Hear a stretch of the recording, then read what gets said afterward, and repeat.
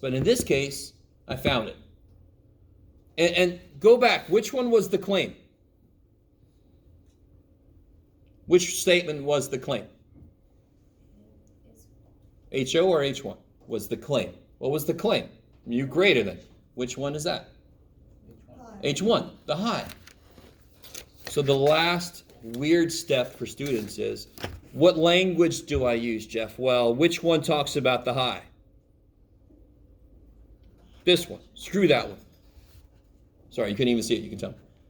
Right? That one talks about the high. So your conclusion, guess what? Your conclusion has to talk about the claim that was made. If I say test this claim and you come back and you don't talk about my claim, I'm like, what the hell? Tell me what you found about my claim. So we have found evidence. We have found sufficient evidence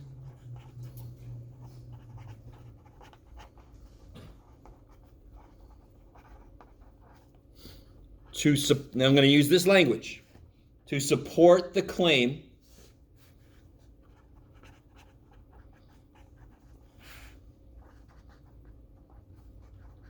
that, where'd he go? Minnesota Coyotes, and here's where you can just totally plagiarize. Just go back up. Just your conclusion has to talk about physically what the hell was the claim about. To support the claim that Minnesota Coyotes live longer in captivity if given more room.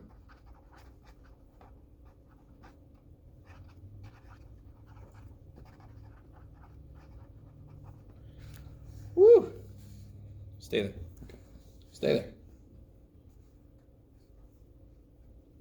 We have found sufficient evidence to support the claim that copy the claim. Right.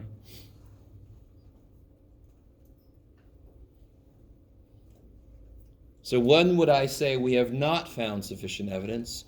If we would have gotten a Z star that was not in the rejection region.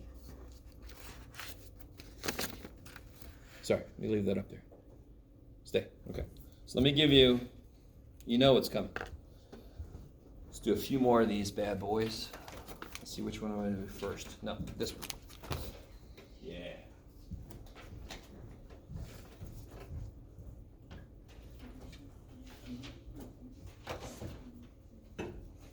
Also, just to remind you guys what's happening on Wednesday. Chapter 8. Chapter 8, what is it? Only chapter 8. Unless you want hypothesis tests on there. Oh, one person going, yeah!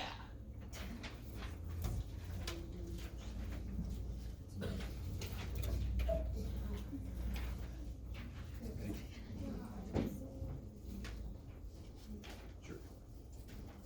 I gotta get that to you.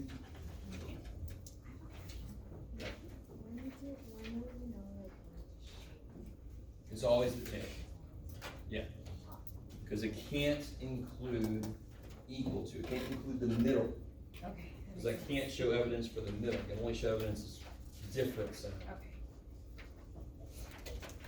All right, so let's do this together.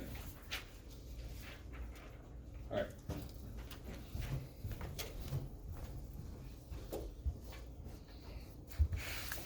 So you've got this guy to go back to. I don't know if you guys have read any of what I tried to write down here, but let me see if I remember.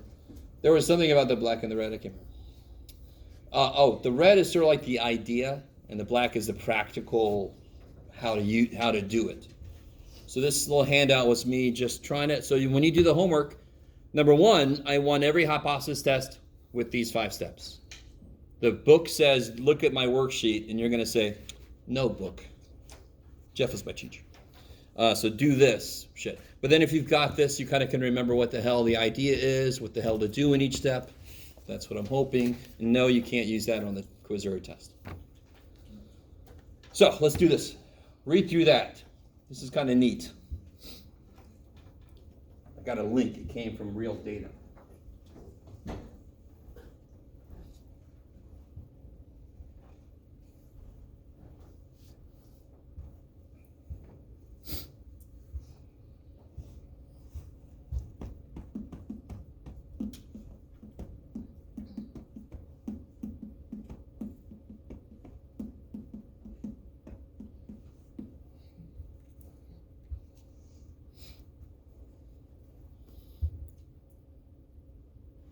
All right.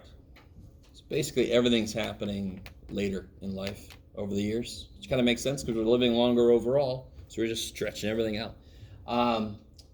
What's the claim that's being made?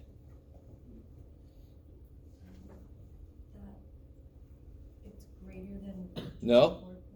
Now be careful. The claim is made before I take a sample. Now to do a problem, I got to tell you everything. But I have to make a claim before I take a sample. So you're not allowed to look at that 25.29 number right now because that would come later. What is it we believe? So you look for we feel, we believe, we want to test, we claim. I mean, those are the words that tell you this is the thing I need to change into mathish. So what is the belief? What do we believe? Average has changed. From what? 24.81. So how do I write that in mathish? The mean. What does changed mean? It can be Greater than or less than. Or even better, not equal to. What I love about what you guys just said is we used to do this. We used to use this. But you see, math people, we don't like multiple symbols in a row like this. Although this is actually a little bit easier to understand in one sense, because that would tell you it's two tails, because it's going both the ways. But too bad, I'm not going to do it that way. Mu not equal to 24.81. So the first question is, where does that go? HO or H1? Yeah, it's got the complete opposite of an equal sign, right? So it's got to go here, because what's the HO going to be now? What's the opposite of not equal to? That's crazy.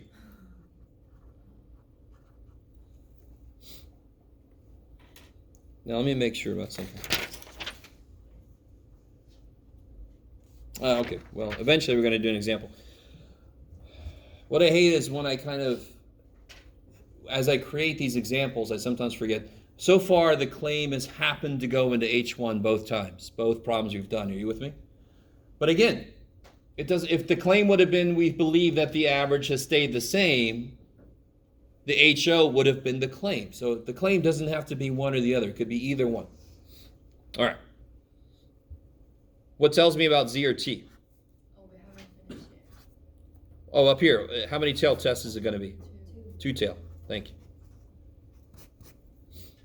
Two tail not equal to means it could go up or down. So what two things do I need to look for to help me out with this step? Why can I do something? Okay, well, the population standard deviation, that's step 2.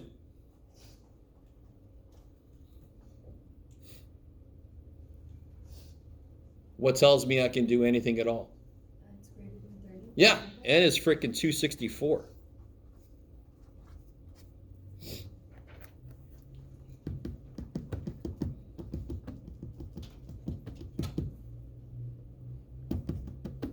All right. So that step tells me I can do this. Now again, in the homework, on my test, on the quizzes, the book sometimes forgets to say normally distributed, or it says at the beginning of a section, it says everything after this is normally distributed. You guys understand? Even if you think that nowhere does it say normal and the sample size isn't big enough, guess what? You're going to still do it.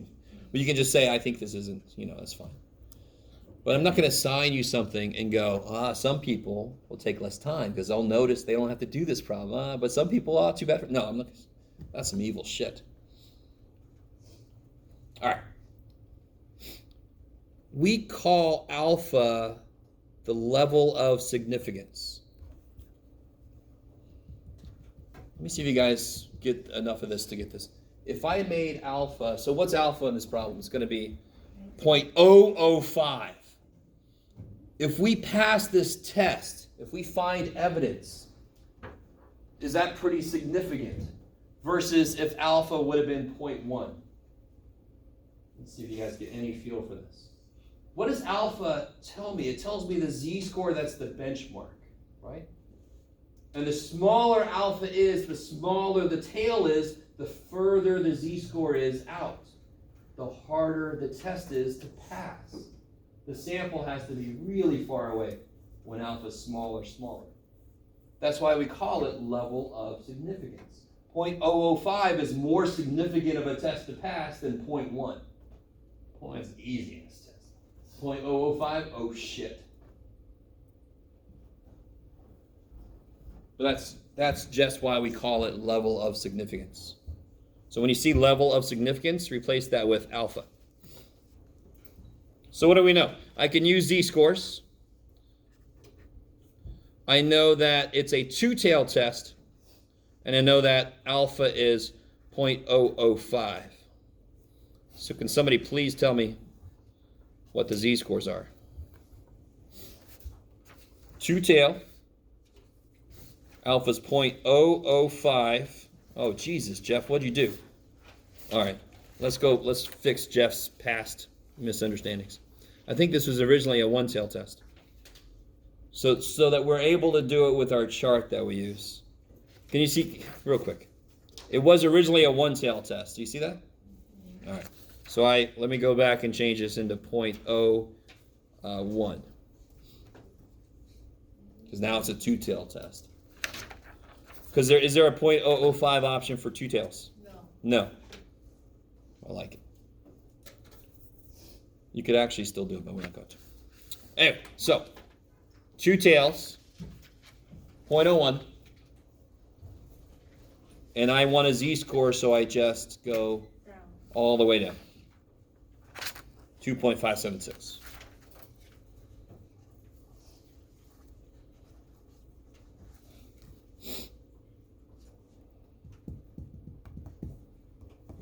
So why is it kind of silly for me to say, where's the rejection region? The rejection region is actually in two different places, right? It's both sides. So either here or here. So do you see how I say put it into words also? So this is a visual representation of where my samples have to go to show evidence against HO and for H1. You guys, that's what that is. They have to get that far away or more to show evidence. So how do I say that in words? Well, how do I get up here? If my Z star is what? How do I get in here? Greater than, there it is. Or if my Z star is what? Less than. Negative 2.576. So if I do get into either one of those areas, what can I say about the null? Because the null, what's the null say again? Equal. He thinks it's in here. So if I get out here, it looks like that guy is wrong. I can reject the null. And if I say this guy is wrong, if I say he's wrong, what does it look like he is? Looks like he's right. So I can support the high. All right? Sounds like propositions in California votes. Support the high. Reject the hook. All right. So obviously, step C, it makes sense to follow it up with where the hell did my sample go? I know now, I got everything set up. Okay, I got it ready. Wherever the sample falls, I know what to say. Let's go see where the sample fell. So what do we know from the sample? N is 264, I like it. X bar was 25.29. Where else did it go? Sigma was, and then what do I have to do with that? Change it. 3.15 divided by the square root of? 264. Yeah. And again, if you put a number in here that is a decimal, it makes no sense. That's n. It's the number of things. It's got to be the sample size that goes in there. Oh yeah, I still got to go get some calculators. Sorry, guys. I will in a minute. What do you guys get who do have calculators for that? 0.193. 3.9. I like it. So let's say 194. Coolness. I was like, whatever. Mr. Specific. And now I can figure out Z-star. Z-score formula, I made this claim earlier this semester. I said it always stays the same. And it does. It's always my data minus the middle divided by the spread.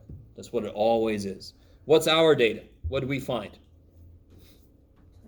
25.29. What's the supposed middle?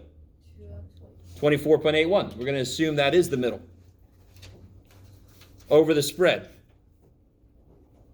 194. Let's see what happens.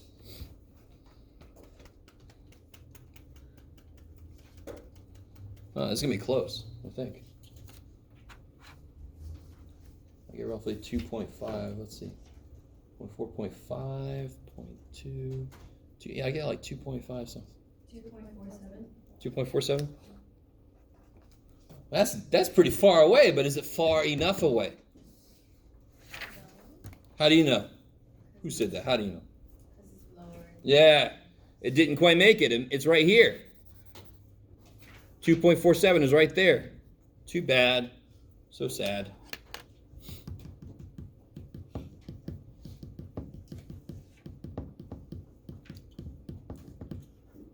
Now let me see if you guys get this. How do I find the p-value? I'm going to find the p-value for this. The p-value is the area in the tail or tails that my Z-star makes. So if you look up 2.47, do the 1 minus thing, what do you get for the first step of this?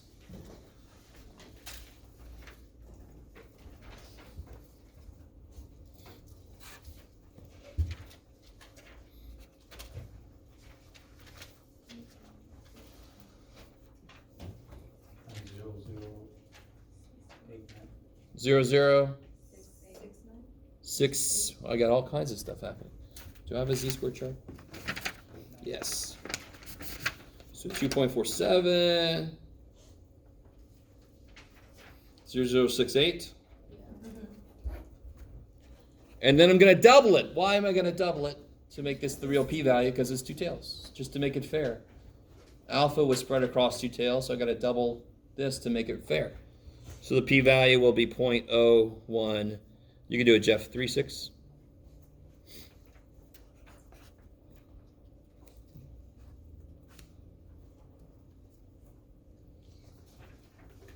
So, real quick, did we make it in the rejection region? No. Our tail, is it bigger or smaller than the rejection region tail? Yeah. In fact, if I am not as far away, my tail obviously is going to be bigger. So another way to analyze this is if the p-value, if it was smaller than alpha, I would reject the null. Because that would mean that I made it into the rejection region. So that's why on journals you only see p-values reported, because everybody comes into it with their own alpha. I know that sounds weird as shit right now. But everybody has their own opinion about what enough evidence is. You guys know this, right? There are flat earthers out there still. So the level of evidence is very different for people. So that's why the journals only report the p-value, because then you can make up your own mind. Is that good enough or not? 0.0136 is pretty good, but for this test, it wasn't good enough. So what can I say here? Did we reject the null? No, we failed to reject the null. So we also failed to support. We failed all over the damn place. Which one was the claim in this case again? The high was the claim. So I'm going to word my conclusion based on this. I'm just going to blow this statement up. Fail. We have not found sufficient evidence to support, don't put no H1, put the claim. So we have not found sufficient evidence to support the claim that, go back and copy it on down. So we have not found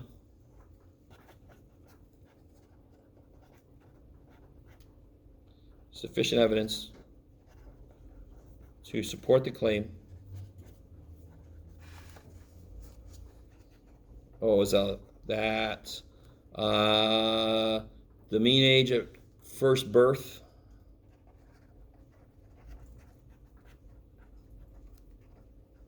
Has changed. Blah, blah, blah, blah. Okay.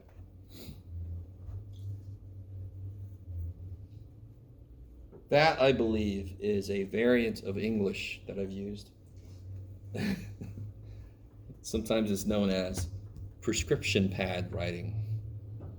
We have not found sufficient evidence to support the claim that the mean age at first birth has changed.